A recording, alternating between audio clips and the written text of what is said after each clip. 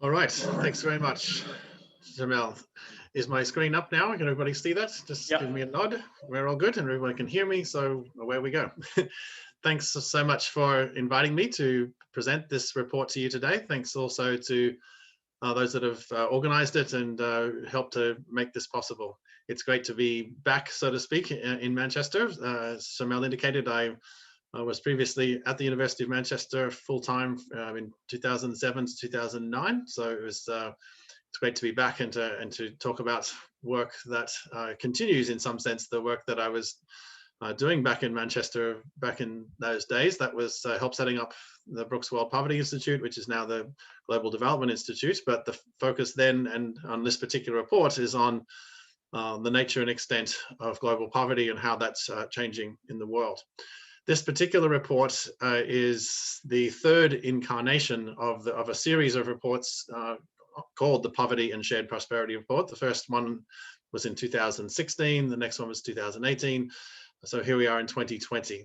This particular report discusses the twin goals of the World Bank. The first of those goals being to eliminate extreme poverty by 2030, consistent with, or identical with, the first of the Sustainable Development Goals.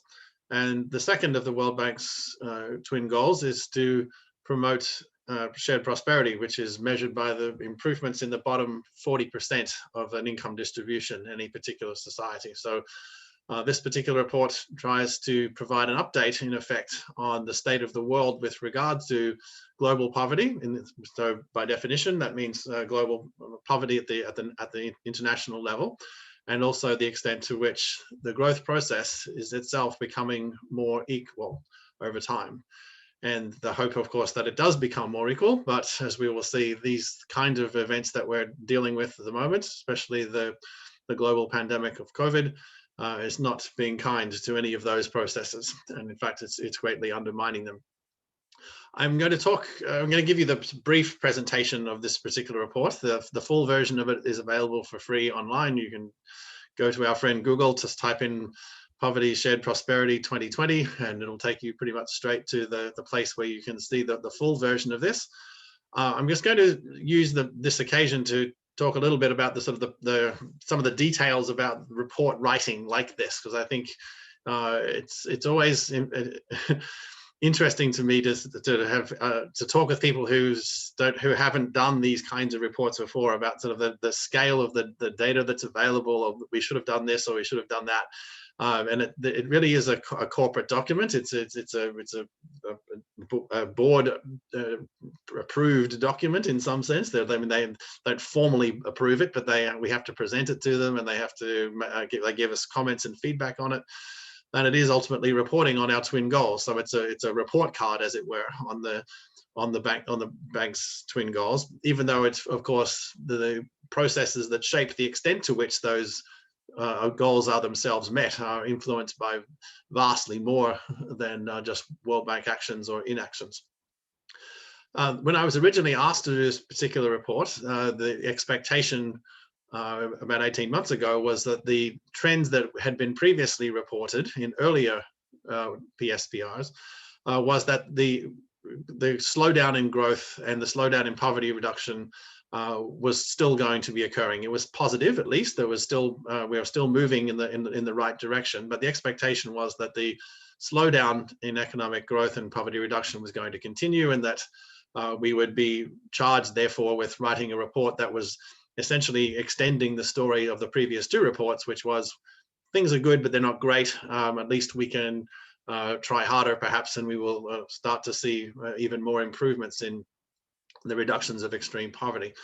But it was about April or so when it became clear that the effects of COVID weren't just going to be temporary, and they weren't just going to be limited to a few places. They were in fact going to be global and widespread in terms of their enduring and in terms of their impact that they would have. And so we ended up having to write a very different report, in effect, because no longer, as you will see, was the story that poverty reduction was merely slowing down. It was now actually increasing for the first time in a generation, in effect. And for those of us that have spent most of their careers from the early 90s through until now, the last 30 years, experiencing nothing but a steady decline in global poverty reduction. This comes as a historical first, at least in my professional lifetime. Maybe not for others, but it certainly is in mine. And so it becomes a very different kind of report now than the one that it was originally envisioned. What we do with it when we write these reports is that we're compiling household level survey evidence that's collected from as many countries around the world as we're able to garner and harness and collect data. That means that we have the very difficult task of trying to integrate and reconcile data from hundreds of different countries done in hundreds of different ways, finishing at different time periods. So there's an enormous amount of very detailed, technical and careful work that needs to be done to align these surveys so that they all tell a consistent story. We measure every country has, as a sovereign country, has the right to measure poverty in the way that it thinks is most relevant to itself. But that really ends up meaning is that we have different ways of measuring poverty that in a certain set of countries focuses on expenditure, how much people spend each day, and through recall and through interviews with people, we try to measure as best we can what the fluctuations in people's expenditures over time. The Latin American countries and some other places choose instead to measure poverty through income, through what people earn. And as you can appreciate, for those working in the informal economy and for others, that is very hard to document, or very lumpy. It's earn a lot and then not much over a period of time. So it's very hard for those numbers to be recalled. It's very hard to get an overall sense of things when you're asking people for their income data.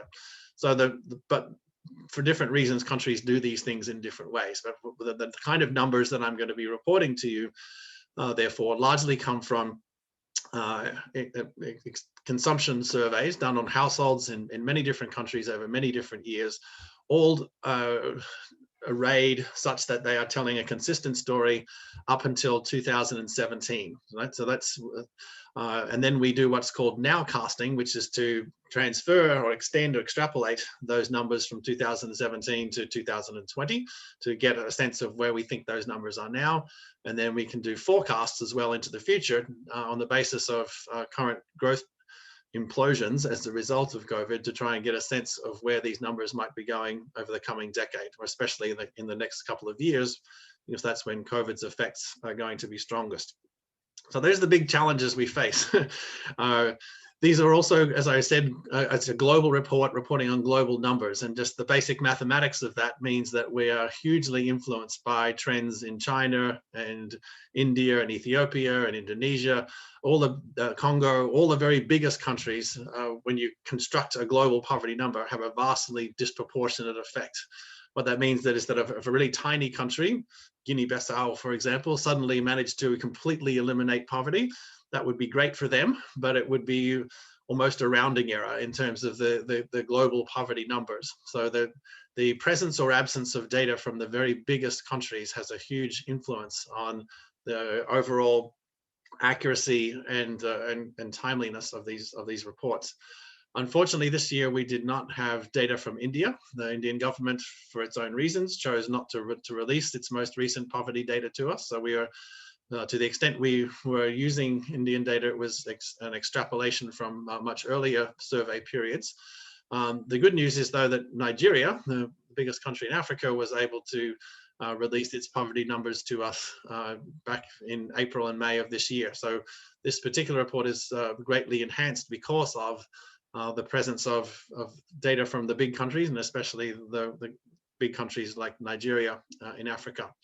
I mention all of that again because so much of what we would like to know as researchers looking at poverty depends on these numbers, depends on how on the frequency with which they are done, the accuracy with which they are done, and how well they are curated and then able to be integrated with all the other data sets that we have around the world. So I am the lead author of this particular report, but I represent in effect a team of about at least 20 people or more who have worked very, very hard and all continue to work very hard to try and make sure that all of these different kinds of numbers from different countries all are able to be integrated in a way that meets professional standards, that ultimately helps us all to speak with us in a more integrated and coherent way about the nature and extent of poverty and inequality in the world. Okay, so that's a big sort of wind up, but I mention all of those things because I think it's really important to know that the kind of graphs that I'm going to present, which all look nice and simple and clear, are actually very, very difficult to produce. So there's an enormous amount of work that goes into just making it even possible for these simple, seemingly simple graphs to move up or down, depending on which way the numbers are going. It's even harder, I should stress also, to measure inequality, to measure shared prosperity and the income growth of the bottom 40%. You actually require 2 surveys to be done because you're trying to look at a change over time, and you're trying to look at very disaggregated levels of data across an entire income distribution. So when you're trying to get at the bottom 40, you've got to obviously know the bottom 40 relative to the top 60. And so the data we have, the world has on inequality is still very partial to what we would have in a better situation. We only have inequality data of the kind we need for about 94 countries in the world. And obviously there are 194 countries in the world. So there's still a lot of holes in the data that we wish we could fill. And moreover, we have the data less reliably and less at a smaller scale in the very places where we need it most, which is in conflict-affected situations. And for obvious reasons, it's just very difficult and dangerous to do survey work in those kinds of places, but it makes it really hard to have the kind of conversations we really need to have about the poorest places when those poorest places are beset with violence, and which in turn compromises the frequency and the quality of the data that we have on them. So with those sort of caveats in mind, let's proceed with the report, and let me just take you through some of those particular next steps. Let's see if we can get it to go down. How do I do that? It's not moving down. There we go. I'll use that instead. Okay, so the highlights of this report are that or the lowlights in some sense, are that the quest to end global poverty has suffered its worst setbacks since the World Bank started tracking this consistently. And by that we mean since 1990. That was when the first World Development Report was published and that on poverty. And that marks the beginning of a steadily expanding efforts to try and get a better empirical handle on this nature and extent of global poverty.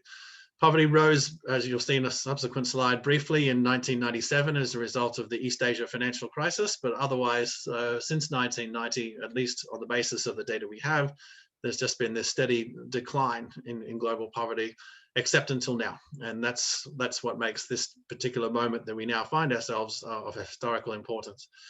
The numbers that we report in this edition of the PSPR suggest that over 100 million people are likely to be pushed back into extreme poverty over the course of the next year or so, bringing the total number of people in that category to well over 700 million. And by extreme poverty, we're using the $1.90 per day line, the poverty line.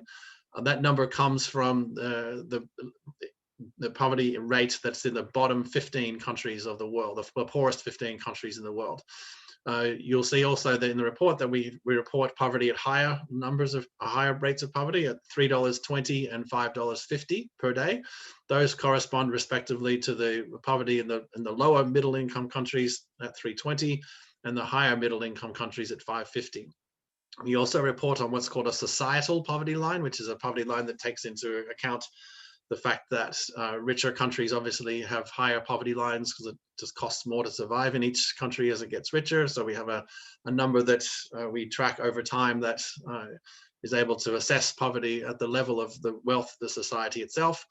And we also have some multi-dimensional poverty assessments consistent with the work of Sabina Alkire and others who have been pushing that particular line of analysis for many years now.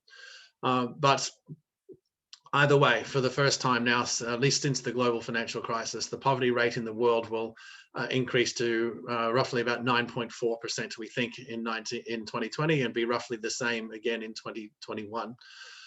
Even since this report has been published, our colleagues continue to update their projections, their forecasts, and if anything, the new numbers that they just presented in a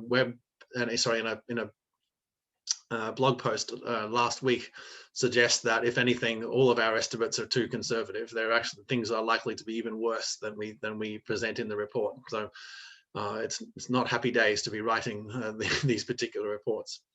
The prime cause of, obviously, of this reversal of fortune is COVID-19, a global pandemic, which is having its effect not only on health, but through its effect on the global economy, which is now suffering its worst setback in 80 years, since the Great Depression, effectively. So this is it's a really difficult time to be in the business of trying to reduce extreme poverty. But the effects of COVID are amplified and compounded by the effects of climate change, and I'll talk about that shortly, and also also because of the incidence of violent conflict. And I will have some more graphics on those particular factors shortly. But these constitute the 3 C's, as we called it in our report: COVID, conflict, and climate. These are together, these are the cumulative impacts that are driving the first increase in global poverty since 1990. So I'll come back to provide some further details on all of that in the future. But in the short version of what we are trying to stress in this report is really that we have now a twin imperative, a two-track task, whereby we keep focusing on those that, in the absence of COVID, would still be living lives in extreme poverty, but now whose situation has been worsened and whose numbers have been added to as a result of these 3 C's. And thus we need to have a strategy for dealing with the short run, for ending the pandemic and for addressing the concerns of those who have been put back into extreme poverty as a result of COVID, but while also, of course, recognizing that the sustained action needs to be continued on those that would have been in poverty anyway. So those are very different political imperatives, and they have very different demographic and geographic characteristics, as I will try to outline shortly. But it does mean that the world faces this very enormous challenge, and one that is generational. It's the equivalent task that our grandparents or great-grandparents faced with ending World War II, or with dealing with tuberculosis. It's a really enormous challenge that has been bequeathed to us, and we can either give up in despair, or we can try even harder to deal with these challenges. And I think we need to strongly recognize that these global problems require global solutions, and that means a very coordinated set of actions will be required. Okay, but some of the characteristics of this particular report are that we estimate these poverty levels at 3 different lines. And as I mentioned before, up until 2017, we aggregate these into regional poverty estimates, except for in South Asia. That's what SAR stands for on the left-hand side there.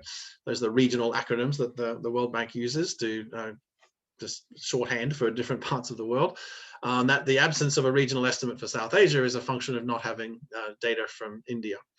But at least with the regional estimates, we can push things further a little bit up until 2018. But either way, we need nowcasts to be able to bring all of those numbers further forward.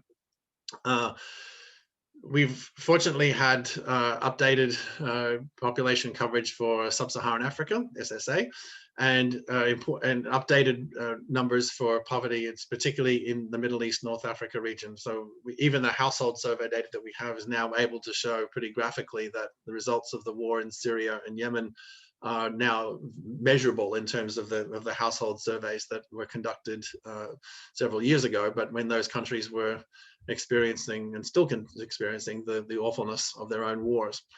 The implications of these reports and these numbers that I just described to you before are that even in 2 years' time, when in 2022, when subsequent colleagues are writing this report, they too will be doing nowcasts on the effects of COVID. We won't know the true effects of COVID at the sophisticated granular level that we would otherwise want up until 2024 probably.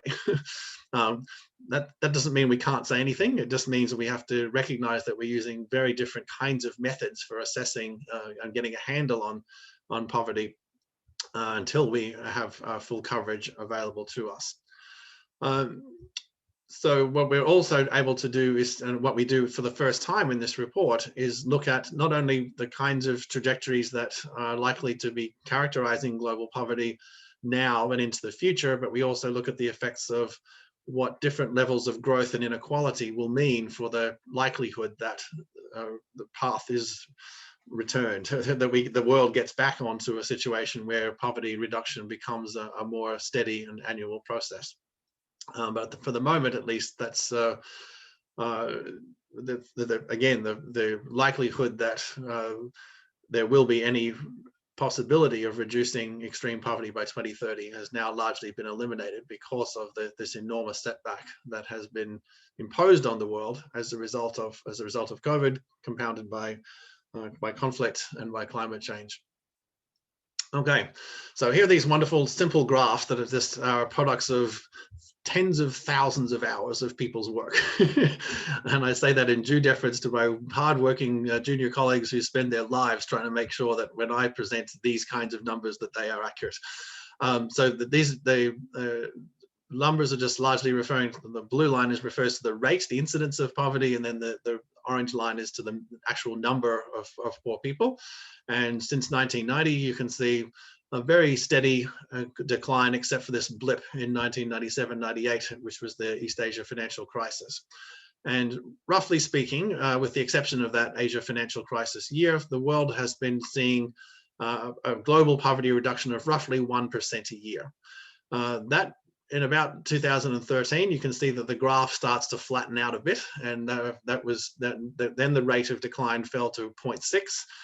The most recent poverty report was showing that it was at 0.5, and we were largely expecting the numbers to look roughly similar. And an extension of those numbers would be what we thought we were going to be writing about for the current moment. But as we'll see shortly, those trends now look rather different.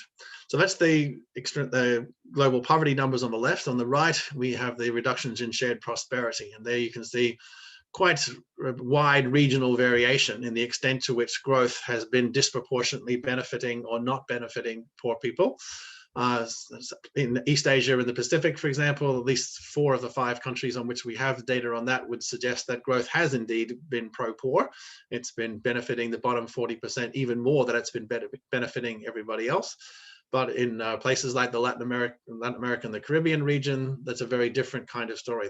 Inside those red boxes that we've highlighted there, you can see that for many countries in the world on which we have this data, it's just it's a very mixed story, depending on where you look. But in many instances, it's actually the situation that growth is not yet benefiting or not disproportionately benefiting poor people. It's benefiting them, but not at the same rate as it's benefiting others, which means that inequality is rising.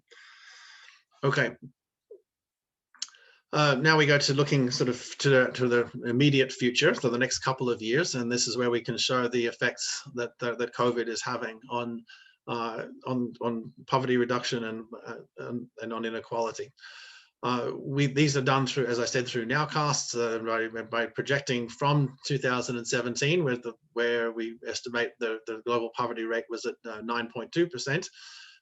Roughly now, we thought that it was, at the end of a year ago, we thought it was roughly going to be 8.4, and then we expected that in a pre-COVID world that we would be talking numbers of about 7.9, or another 0.5% of a reduction.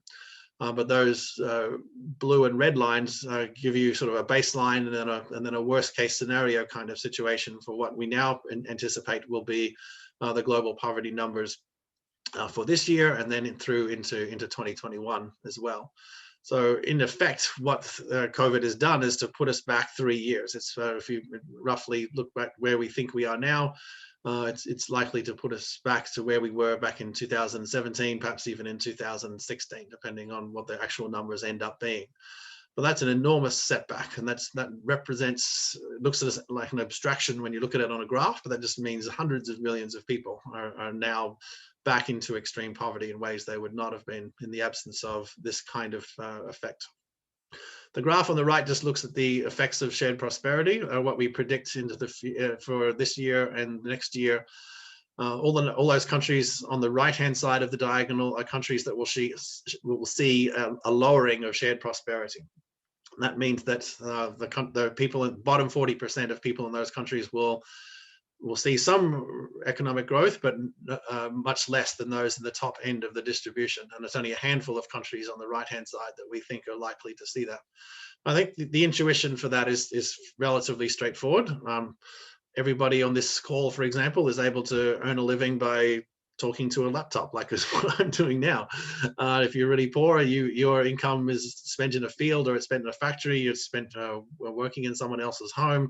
So the effects of lockdowns and shutdowns and social distancing just have vastly different effects on people's income and livelihood opportunities as it does for the upper and middle classes who have alternative means at their disposal for earning their income, but also have other risk management systems built into their lives which give them protection against those kinds of setbacks. So for the poorest countries in the world, these kinds of events are not only just debilitating in the abstract or in the aggregate, they become especially hard for those people at the lower end of an income distribution whose lives are most severely affected by the kinds of impositions that are necessary, unfortunately, to stop and to prevent and to curb the effects of this particular pandemic.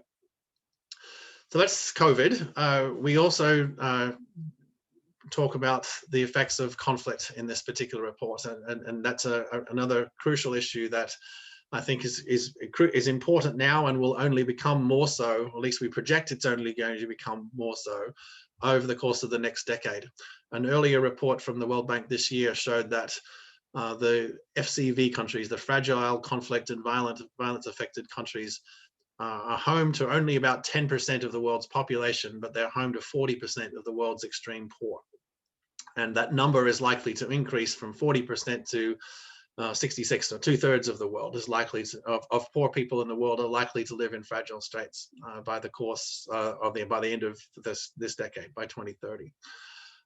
And the graph on the right just shows how you can map some of these things in those two-dimensional spaces by looking at the incidence of poverty and the incidence of conflict. So the dark blue areas are the places where these effects seem to be especially strong. And we can do it even at a third layer, as I'll show later, where we add in the effects of climate change as well, to show where these hotspots, as we call them, the places where life is going to be extraordinarily difficult already, but in the coming decades, as the compounding effects of conflict, poverty, climate, and COVID all start to continue to reinforce each other.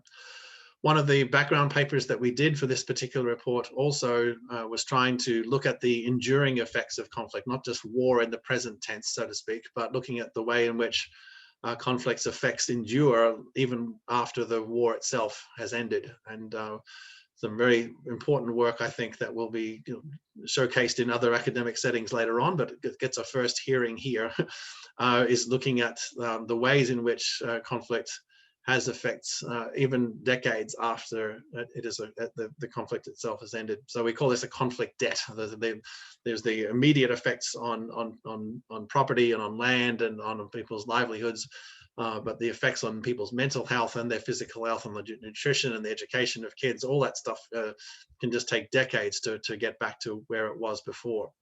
So the onus on trying to prevent or to stem the effects of conflict are very strong in a moral sense, but especially when you're trying to connect it to a poverty reduction agenda.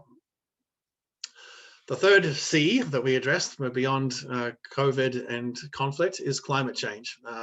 Here we have a whole different team of people that spend their lives trying to assess the effects of climate change on poverty, and they estimate roughly another 100 million people are going to be pushed into extreme poverty by 2030. This extraordinary modeling work that others have, that outside the World Bank and around the world are doing at the moment to really present some of this work in very compelling graphic form, but for the colleagues that work on these issues at the World Bank, their big message is that the kind of effects that we're seeing in the next decade are going to be relatively small to what comes after. The big effects of climate change are going to be happening in the 2030s and the 2040s. So this creates what we call a big time inconsistency problem, because we're all worried about the present moment, but things are going to get even worse unless we deal much more seriously with the effects of climate change in the present. But if you're a poor government with a low capability implementation system and inadequate financial resources and lots of other political pressures being imposed on you, all of these effects are far down into the future and essentially will be someone else's problem when so much of the work could be done now to prevent some of those challenges from getting out of hand later on. The effects of climate change have multiple channels through which they influence poverty, through most primarily through agriculture, by shifting the prices of food and by looking at the productivity of the land and people's ability just to be able to work land when temperatures are rising and when water levels are rising, or water level is not available at all.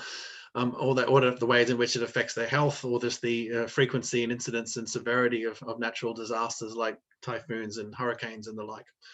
So all of these effects are just working in very different ways. As you can, with climate change, as I said, it's starting now, but it's a steady rising curve. Its effects are going to only accelerate in the coming years.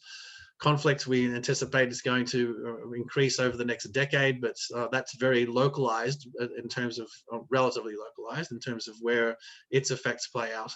Whereas with a global pandemic, it's global by definition, but it's also its effects are most real and present, and those are the ones we're having to deal with now. So from a policy point of view, or just even from a basic analytic point of view, these are three very different kinds of challenges unfolding in very different ways in different places over very different time trajectories. And it makes for an enormously complex challenge for anyone, for any organization, any government, to try and figure out exactly what to do with all of those.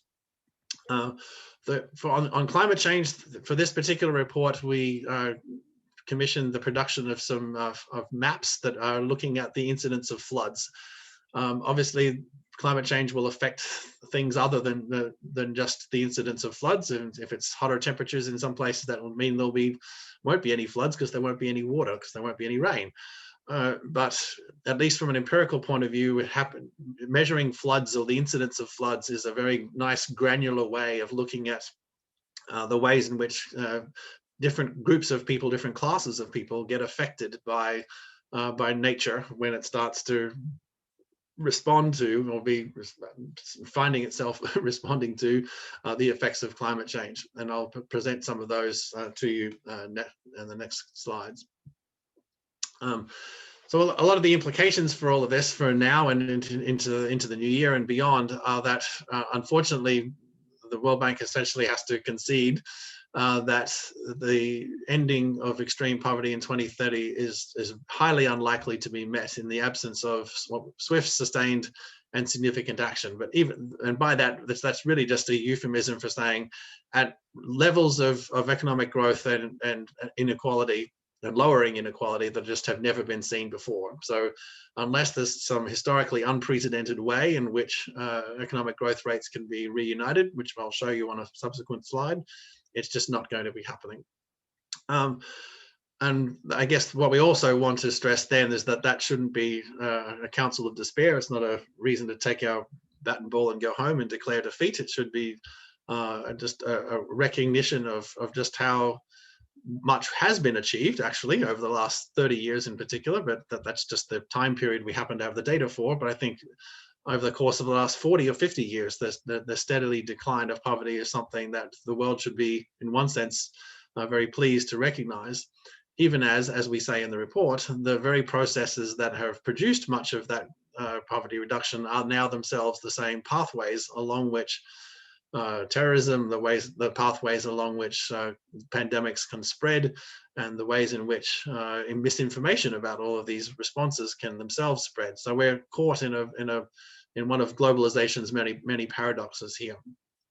The combination of COVID, conflict, and climate is changing the profile of the poor. I have a slide on that shortly to spell that out a bit more formally. But either way, the challenges that we confront now are quite different in their profile from the more traditional ways of looking at chronic poverty.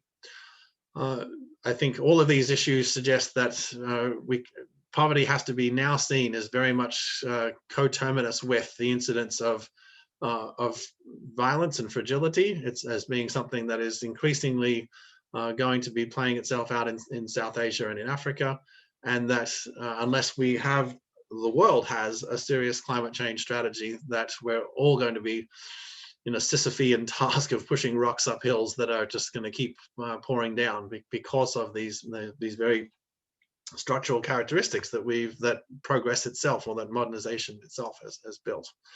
So that's going to create all of these particular places in the world that where these are going to be overlapping, where these effects will be simultaneous. And from a humanitarian and from a development point of view, I think the world has to have a major rethink about how it engages with these particular challenges at scale and in very particular ways for particular places. So the graphs now on the right here just look at what would it take to get things back on track. You can see different kinds of shapes and trajectories of these lines, but basically showing that you'd need upwards of 8.5% growth in Africa over the next decade to get back on track, and that's sort of almost China level rates of growth, and that's just not realistic to expect that. Those numbers get flatter the higher the levels of inequality. So if we get growth, but that growth is undermined by high levels of inequality, then the poverty reduction rate is going to be flattening out even further. And in the report, which we have in the report, but which I'm too timid almost to put a slide on it in this particular presentation. But if inequality itself continues to rise, then that number never flattens. In fact, it continues to increase for the next decade, right? So the importance of simultaneously getting growth to occur, but to ensure that it's an inclusive form of growth that benefits the bottom 40 is going to be absolutely central to ensuring that we get at least vaguely back on track, and then hopefully by the mid 2030s or 40s into a world where extreme poverty is in the history books. But it makes that ambition very hard. It makes it increasingly challenging for the world to figure out the kinds of circumstances the kind of changes that rich countries themselves will have to make in order for that to happen. And we, as you well know, we live in a world in which global cooperation and willingness and abilities to be able to reach out to others is becoming an increasingly vexed task. So let me just finish up by looking quickly at some of the characteristics of this, of what we call the new poor, those that have been put into poverty, back into extreme poverty, I should say, as a result of COVID. The line on the outside, that blue line, is the chronic poor, the characteristics of most poor people in the world, at least according to the World Bank data. They're primarily rural, have very little education, working in agriculture and in some form of self-employment or home-based employment, running a small business out of their house, for example. Whereas on pretty much each of those different dimensions, you can see that those who are now back into extreme poverty as a result of COVID, and we know this on the basis of the first rounds of telephone surveys that have been done, rapid response surveys that have been done to try and ascertain the structural, demographic and geographic characteristics of the new poor, is that they tend to be more urban, have some education, and be based more in manufacturing and services, and not so much working for themselves as working as part of paid employment. The upside of that could be that the recovery for those groups is faster, is that if they're urban, if they have some education, that will give them hopefully some alternative options for finding employment to support themselves and their families. We should stress also, though, that this new poor is still relatively small compared to the 700 million plus people that still are living in extreme poverty. So the profile itself in the aggregate won't change, but if we're looking at the margins, at the numbers at the people that have been put back into extreme poverty as a result of COVID, they're not just the same people that are chronically poor. They have different kinds of characteristics and geographic locations, and that means a correspondingly different kind of policy agenda needs to be mapped out for those people. So for countries that have already find themselves struggling to introduce or to sustain their traditional development agenda, they've now got this twin imperative challenge of keeping that going while they address, in all likelihood, a different kind of grouping of people that now find themselves back into extreme poverty as a result of COVID. So here are these hot spots, places that I mentioned before, places where climate change and poverty and violence all start to really come together, and in the places where it's all in its most extreme form. And as you can see, most of that then is in sub-Saharan Africa, where that band of blueness of intense poverty compounded by conflict, compounded by the effects of climate change, are really going to be taking hold. So getting a serious handle on reducing on poverty and global poverty and getting those numbers back to where we would want them to be, where the world would want them to be, was just going to require not just a poverty reduction strategy, but a strategies for dealing much more effectively with conflict, with public health, and with climate change as well. The graphs on the right to just show you some of the incidents of that, of people where people who live in situations of high flood risk, and also those that are linked oftentimes to people with a conflict history. So all of these things tend, unfortunately, to compound each other, and it's an academic scholarly exercise then to determine the vectors of causality, which is causing what. But for the purposes of this report, we're largely just trying to show that these are compounding effects. They exacerbate one another and make it even harder to address any one of them in isolation. So what do we do about all of this? I think what we're really trying to stress is that to reverse the reversals, to reverse the reversal of fortune, we need to halt the crisis in the short run, because the costs for public financing and then for debt and all the rest of it, all the resourcing that is needed to address a more conventional development chronic poverty agenda can't really be sustained while we're in this situation of dealing with a global pandemic. So in the short run, and in the first order of priority, really needs to be containing the coronavirus and trying to get ourselves out of a world where we're dealing with a public health crisis, and then can return to addressing the issues that we would have been dealing with otherwise. So these particular challenges in the moment are to sustain lives and livelihoods, but also to keep recognizing that in the absence of all of these things, we would still have an enormous challenge, a slowing down challenge that needed to be continuing to be addressed. And this is not surprising in some ways, as the numbers of extreme poor go down, which is good. It just means that you're dealing with an increasingly harder core group of poor people. And so the most isolated, the most excluded, the most disenfranchised. So in some sense, a slowdown is just almost a mathematical inevitability, but it means that there has to be a correspondingly serious efforts to recognize that and to respond to it accordingly.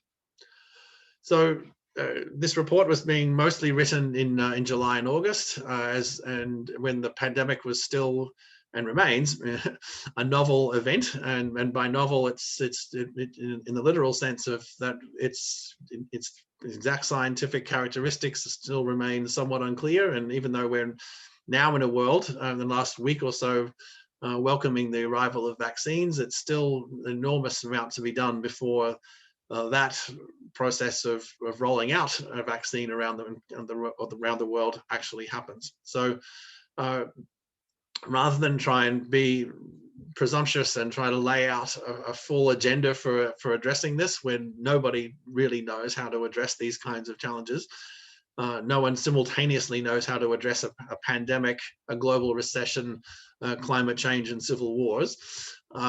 We gave in the concluding chapter some specific examples of places around the world where innovative and for the moment seemingly successful efforts have been initiated in response to these challenges.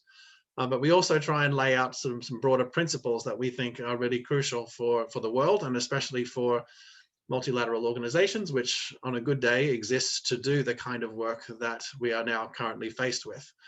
And if perversely, perhaps for some people, these kinds of events, I think, really show the importance of having multilateral institutions with the resourcing and the expertise that can be mobilized to address what is in effect an existential challenge.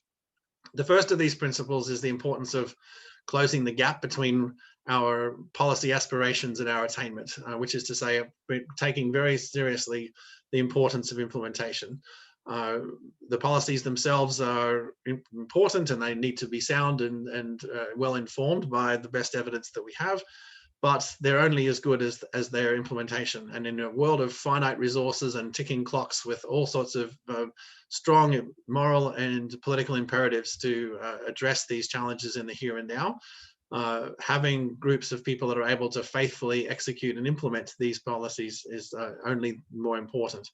And that's going to be crucial yet again, when the world faces the challenges of how to pay for and distribute the vaccines that now seem to be available. We have the potential for huge inequities and for wild, disproportionate use of these resources for purposes other than that which they are supposed to be used. All of those are going to be under enormous pressure in the coming weeks and months as this process plays out. And you need to have robust implementation systems that can withstand the enormous pressures monetarily and politically that are going to be in place as these vaccines are dripping around the world. Michael, can I ask you to wrap up in 2-3 minutes, if that's okay? Yeah. Yep, absolutely. This is my last or second last slide. So the next thing is that precisely because all of these situations are very novel, we need to learn how to deal with these challenges. No one really knows how to deal with them, but we need to learn how to. And having better data is part of that process. Having that, right, as I mentioned at the beginning, for measuring poverty and having it there to help us guide where to act under these kind of circumstances is crucial. But building good data into our monitoring frameworks and into the projects and the responses themselves just help us to get a much better handle on what's working where, for whom, under what conditions. And at the moment, so much of this work is being done flying blind without attention to the kind of learning systems that would help us to get better at this kind of work faster. I think also it's a very sort of boring political issue, but I think it's really crucial to recognize just how important preparedness and prevention is in these kind of situations. And some countries have these and some countries don't, but even those that do often just have ignored the kinds of expertise and the resourcing that they should have had in place that would have enabled them to expect and anticipate these kind of events, but then have a corresponding effective strategy for dealing with it. The fact that we have so few of these kinds of events actually is testament to the robustness and the importance of prevention mechanisms. We have this for our food, we have this for airline travel, for driving on cars on the road. All of these things are built around a regulatory apparatus that in effect helps us to prepare and prevent these kinds of meltdowns from happening. But there's just very low political payoff for dealing with these things. And so we think the report makes a strong case for stressing that these kinds of measures are going to be only more important the more integrated the world becomes, and the more that the goods and the bads of that globalization start to spread.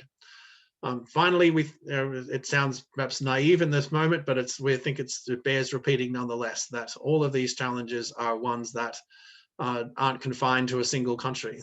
Even if we focus relentlessly on particular, as we do usually, on the policies of particular countries, germs and floods and terrorist activity or war don't respect borders. They are regional phenomena or global phenomena, and they need regional and global responses, which means they need lots of coordination and lots of cooperation for this to happen. And that's the world we've built for ourselves, a world where we have enormous gains to be had from trade, from being able to travel and enjoy the benefits of moving around the world. But with that same highways can be used for much more nefarious purposes. And it's a massive global collective action problem to figure out how we construct a world in which the goods are maximized and the bads are minimized. And that only happens through careful legal mechanisms, through right down through to social norms of cooperation that are upheld and are recognized for the importance that they are. And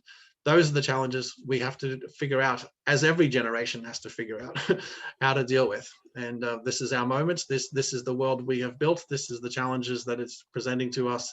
It's a generational challenge to get ourselves back on track and to recognize that whatever challenges we might be experiencing in this presentation, most of those effects are vastly worse and harder felt by those at the lower ends of any income distribution. And the promise of development in some sense is that by raising the welfare of those particular groups, giving them greater opportunities and giving them greater risk management mechanisms for dealing with the exigencies of life, will put them in a better situation.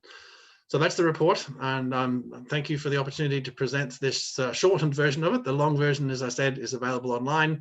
You're free to download it and read it, and I look forward to Kate's comments and then to your questions as we fill out our time together. Thanks very much. Okay, great. Thanks, Michael. If you could stop sharing your screen, that would be great. Thanks a lot for the presentation. I think you definitely raised a lot of questions and issues that people would be interested in either clarifying or maybe adding to it, especially on the policy side. I think how we could deal with these issues that you raised. Before asking people for their questions, I'm going to move to Kate and ask her if she could give her thoughts on the report and on the talk by Michael. And then if you have questions, you could either raise your hand after and I'll pick people, or you could drive them either to me or to everybody in the chat and I'll pick questions from there too. So over to you, Kate. Thank you very much, and thank you for a very succinct presentation of what I can attest to is a very long report. I certainly admire the can-do spirit that it brings to the problem, but I have to say from my perspective, it really read like an elaborate exercise in what magicians refer to as misdirection.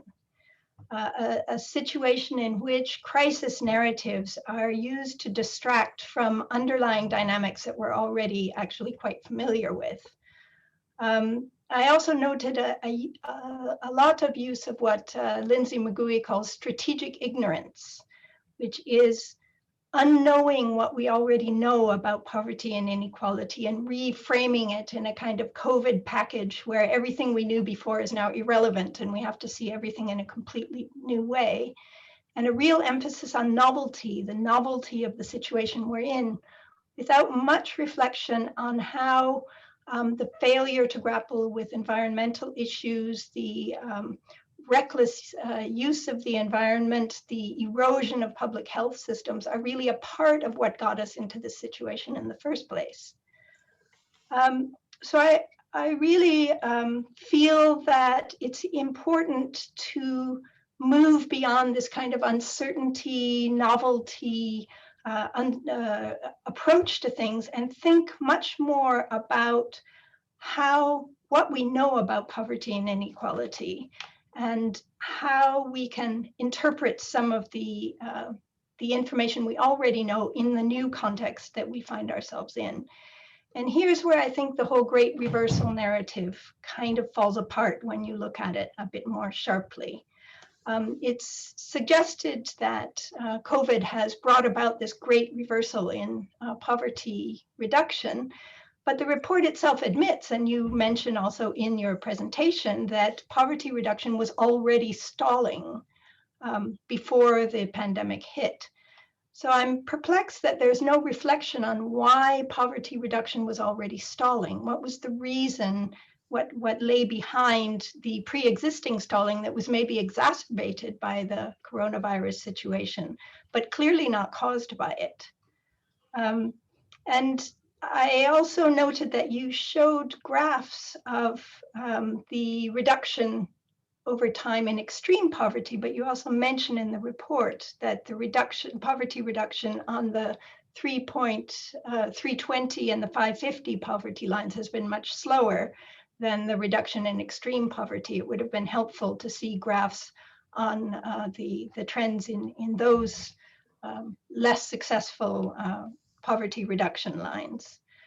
I found that the whole shared prosperity approach was also something that cast as very upbeat, something that earlier statistics haven't showed in such an upbeat fashion. It doesn't really square very well with existing evidence on, for example, jobless growth, high unemployment, rising informality, with informality now 61% of global employment and 87% of employment in Africa. These things have been going on for well over a decade. This is not something that just happened this year. So the whole idea that we see rising shared prosperity and yet real problems of mounting unemployment and rising informality and jobless growth, I think those realities need to be better brought into conversation with each other. A second issue is the whole, the claim by the World Bank recently, repeatedly in the Future of Work report, and again in this one, that inequality has been declining prior to COVID, or inequality is generally declining. But that doesn't really square with evidence if you don't very carefully select your base year. If you actually look at overall trends, there's actually evidence that inequality has been rising. Piketty's work, very nice little development and change article by Horner and Hume, both point out that 2/3 of the 65 countries for which there is data show increased inequality between 1988 and 2011, and that population-weighted Gini coefficients also show rising inequality between 1988 and 2013. So the evidence really is that inequality has been rising. And in fact, a whole lot of the policy debates have all been about rising inequality. So the claim that inequality has been falling is really perplexing to me. And the novelty issue, especially with regard to coronavirus. It really feeds into this kind of strategic ignorance approach, not just in this report, but much more globally in the way that coronavirus is being harnessed to new arguments about how we ought to proceed from here, what would be building back better, how the world is changing. I think it's worth noting that there have been 5 major flu and coronavirus epidemics since the beginning of the 20th century. We actually have a lot of experience with flu and coronavirus epidemics. I think all of us can remember at least 2 of them. The Spanish flu is not the most relevant to understanding what's going on. Actually, the Hong Kong flu in 1968 and the SARS epidemic, really not very long ago at all. These were things that we learned a great deal about, learned how to manage the spread of these kinds of fairly communicable pandemics, learned about the importance of tracking and tracing, developed some of those skills quite well. So the whole idea that this is such a novel thing and we've never seen anything like this before and we have no idea how to do it, even the Hong Kong flu, the death rates of the Hong Kong flu were between 1 and 4 million people.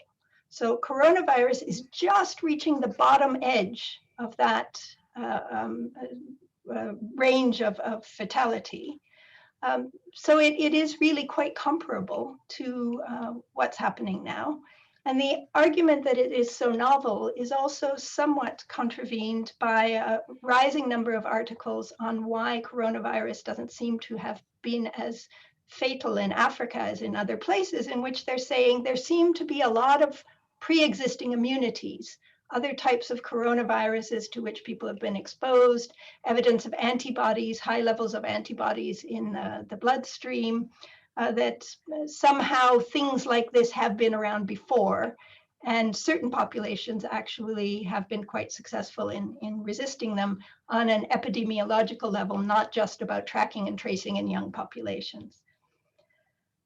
I also have questions about the shared prosperity and shared prosperity premium indicators. I'm not really sure how they help us understand what's going on, how poverty is being affected by coronavirus and how best to address it and what the trends are. the idea of just focusing on the bottom 40% and on the mean completely ignore what's going on at the upper end. And the realities of inequality is a huge amount of our understanding of inequality has to do with the gap between that bottom 40% and even the mean and the people in the upper 10%, upper 1%. So we're really cutting off the most problematic part of the graph and focusing on this shared prosperity among people who are not sharing in the people who are getting most of the prosperity. It's worth noting that you pointed out that it doesn't cover very many poor countries, the statistics that you have, that one of the core countries that would be important there, the one with the second largest number of poor people in the world, India, is not there. But also the fact that in a lot of the poorest countries, between 70 and 90% of the population are below the 320 and the 550 poverty lines. So if you're just looking at the bottom 40% of the population, what on earth can that tell us about poverty when 70 or 80 or 90% of people are below the poverty line? It's really a very partial picture. So I think it's not a helpful indicator. Methodologically, I found some of the techniques used to give supplementary evidence of what's going on, the kind of fancy nomenclature of high frequency phone surveys, business pulse surveys. Basically, it's phone surveys and quick surveys on businesses, but it actually excludes a lot of the very households that one would need to know more things about. Poor households are not best reached by phone surveys. Even though some people have mobile phones, it's just not an effective way to find out about poverty. So I'm not sure that those modes of investigation were the most useful. And relating to the reclassification of the poor between the ordinary poor and the new poor, we seem, yes, to have two very different demographics. But I got the sense that this new poor is really a product of modeling rather than of any kind of clear data. Modeling using the coronavirus parameters to say, okay, they'll be urban, they'll be informal economy, largely in services, in congested housing, possibly in paid employment. Again, the paid employment one is a bit difficult because certainly in many African countries, 80 to 90% of the labor force are working in the informal economy. So many of them are not in paid employment. The vast majority are self-employed. And I don't really see how that new poor relates to a distinctive population that shouldn't be covered by the old poor, because some of the poor are rural, some of the poor are urban, and we should treat them as an overall group. The focus on social protection I found problematic for addressing the poor. It's really a social protection rather than regulatory protection. So there's a real focus on cash transfers, credit, microinsurance, but not limiting the kinds of policies that harm the poor. The privatization of services, especially health and education, the destruction of jobs and processes of jobless growth. It really sounded a lot like, as an analogy, giving a head guard to somebody who is suffering from wife beating. You are addressing vulnerability by helping people be more resilient rather than addressing the cause of that vulnerability. And we know that one of the core causes of that vulnerability is unbridled market forces and inappropriate regulation of the kinds of privatization and liberalization policies that particularly harm the poor. I also found that the approach to climate change was a bit odd. It sounded initially very progressive, that the rich are largely responsible and the poor are suffering and this should be made more equitable. But then it just says that the rich countries should invest in helping poor countries adapt. Nothing about how wealthy countries should actually see to more green practices and to more effectively limiting the damage that they do to the environment, but just that they should invest in helping the poorer countries adapt, which I think on investigation sounds a little inequitable. And a lot of the conflict data also was very vague, talking about drought being a real problem in Africa, but giving us data on flooding, looking at conflict history and representing conflict to include things like domestic violence and the generation gap, which seems like a very loose representation of conflict. So it would have been helpful to have a really sharp definition of what this data refers to in terms of conflict. I'll just round up by saying I think that it's really important for us to focus on some of the core issues that we've been focusing on before: market reforms, trade liberalization, privatization, financialization, and not to throw all of these things aside and start focusing on how we need to make our data available as a public good. People talk of data as the new oil. Who would tell poor countries, make your oil available as a public good? It really is important how we decide to use data, and bypassing the state when actually it was the state that was much more effective at dealing with coronavirus than the international institutions, which have been very poor at controlling IP rights, allowing big pharma to make a huge killing out of these vaccines, and on ensuring availability of vaccines more widely and controlling the tendency of countries just to corner the market for themselves. And I'll leave it there.